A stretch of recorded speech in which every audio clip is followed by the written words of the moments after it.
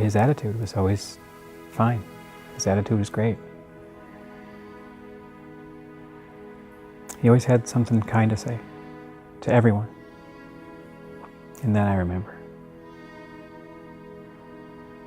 I don't ever remember a day of him ever being mad, angry, even before the sickness, like upset at anyone. I don't think I ever remember him yelling at anyone, arguing with anyone. It's just not him. He uplifted people, you know, that's what was hard about it.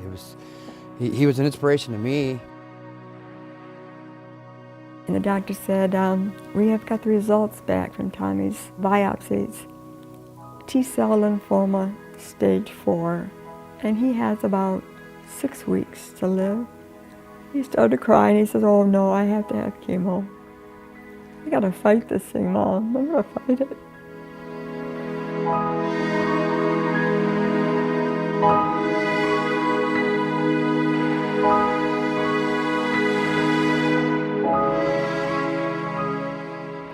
We're here to tell Tommy's story. It's been 30 years and still feels like yesterday. I'm in Romulus, Michigan, in the neighborhood where Tommy and I used to play before cancer took his life at the young age of 12. He never had a chance to grow up. He never got off the street.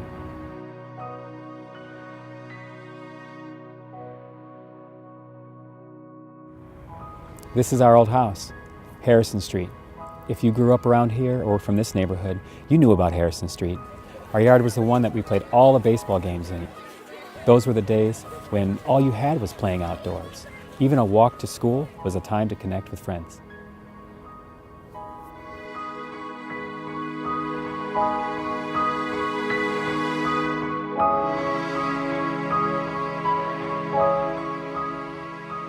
Hell Creek Elementary, this was where kindergarten started. And this was our kindergarten playground. And that's when Tommy was promoted from kindergarten to first grade, and that's when we got in the same grade. Growing up across the street, we met each other, and it was like, you know, friends ever since. I remember us building forts and playing in the fields and, you know, riding bikes and swimming in the pool all the time. After we pulled the weeds, my mom made us pull, you know. I remember his first crush was Heaven Jackson. You know what I mean? I'll never forget that. Tommy was my older brother. We were 13 months apart.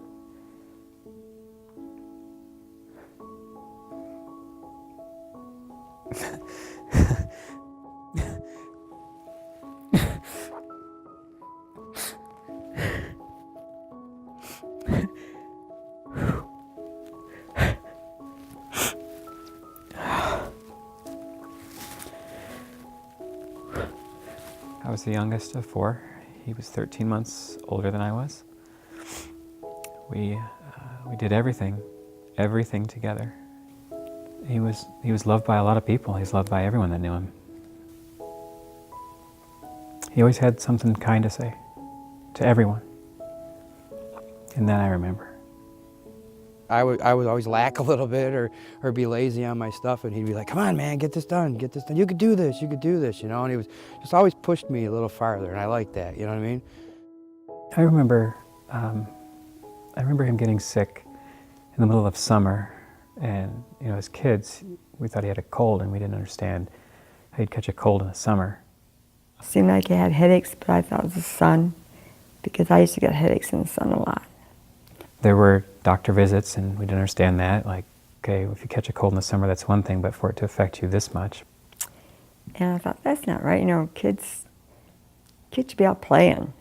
Well, as it come, school came in, and I went and enrolled him in school, and he came home the second day with a knot on his head. He says, I got hit in the head, big goose egg. He said, it really hurts. So they began to run some tests, and the Monday before Thanksgiving, we were asked to come to the hospital to talk to the oncologist. So I met my husband at the hospital, and we went in there. And the doctor said, we have got the results back from Tommy's biopsies, and they are T-cell lymphoma, stage 4, and he has about 6 weeks to live. There is no protocol for a child with this. And that's just the way they told us. And they left the room, and my husband and I just clung to each other and gave him back to God that day. We said, you gave him to us, and he's not ours, he's yours. And we told him, he says, wow, Mom, what are they going to do? I said, well, honey, they say you don't have to have chemo. They'll keep you comfortable. He started to cry, and he says, oh, no, I have to have chemo. I got to fight this thing, Mom. I'm going to fight it. I think about he had the choice to have treatment or not, and he chose to be treated, which was taking on a choice of all these tests and procedures that he pushed through to live another day. That was it. His fight was to live again every morning, to wake up.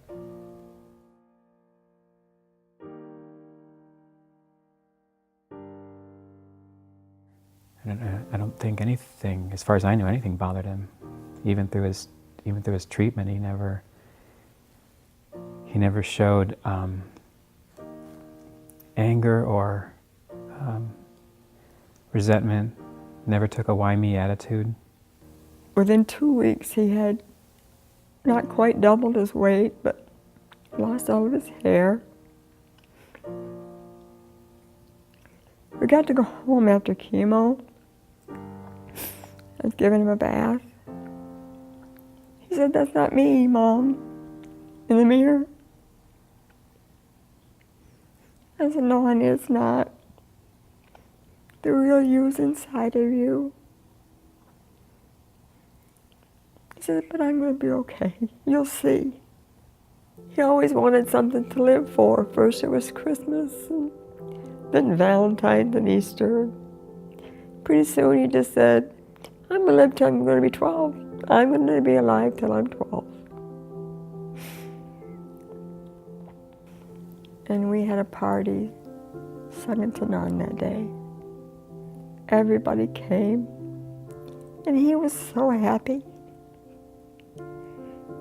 And my dad went into the room that night. He said, well, Tommy, you're 12 now. What do you want to live for? He said, nothing, Dad. And he says, I'm done. And he looked at me and he says, Mom, Jesus brought Lazarus back from the dead, right? I said, he sure did, Tommy. He said, well, did Lazarus have to die again? I said, yeah, I think he did. He said, well, I don't want to do this again. I said, well, you don't have to. He missed his friends.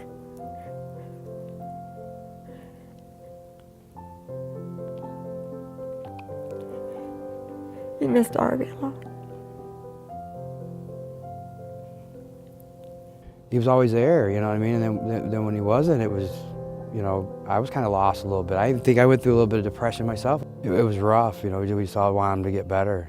Didn't think that he wouldn't get better. Me and my friends from the neighborhood began to really notice a difference, that when we would get together,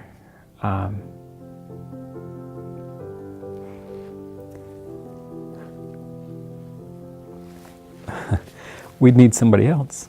Like, you know, you need 4 people to play this, or, you know, you need so many kids for the baseball team, and so we needed one more, and you just don't go find a kid. It doesn't work like that. So he wasn't there to fill that space that he used to hold. It's been 30 years. I could take you back the very day. He woke up and they'd given him some Tylenol, and he hugged me as hard as he could. Almost took my breath away. He was so strong. Then he leaned the other side and he hugged his father the same way. And I just knew. And he just laid back and took a few breaths and was gone.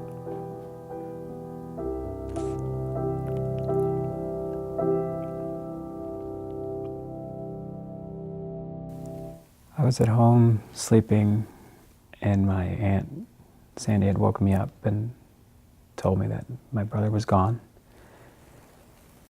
I remember coming home and hugging my mom, you know what I mean, and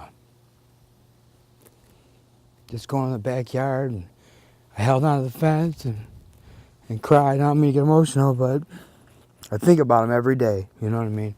What life would have been like if I would have had my buddy with me all the time, you know? Could imagine what he would have turned into. He'd be helping somebody somewhere. He would have done big things. Tommy would have been president. To this day, he's still my best friend. You know what I mean? So I lost my best friend that day, and all I can say is I talk to him every day, and I know he's there.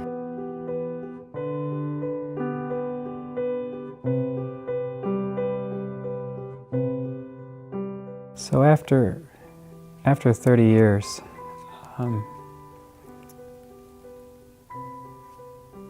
I felt it was time. I'm in a place in my life where I have the ability to come back to Michigan and revisit this whole area of my life with the friends and family that were affected, and the goal is to make a difference.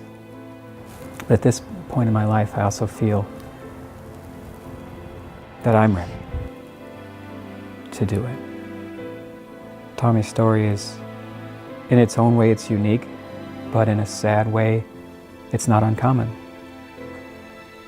There are a lot of kids that have been affected, and there have been a lot of families that have been affected and absolutely torn apart as a result of the loss of a child. You'll all come to that place at some time in your life, whether it's someone you love or you yourself will be there. We all have that day coming. It's what we do with it that makes it matter, and I would do anything for the children today. There's now a 93% success rate for the same cancer Tommy had. At that time, there was no protocol for it. Today there is. I am for any foundation that will help children. And I'm so glad there's so many children that now have beat that cancer. And I think that anybody that can give part of what they can, I think that's what we are required to do. Because anybody can be there in a moment of an eye.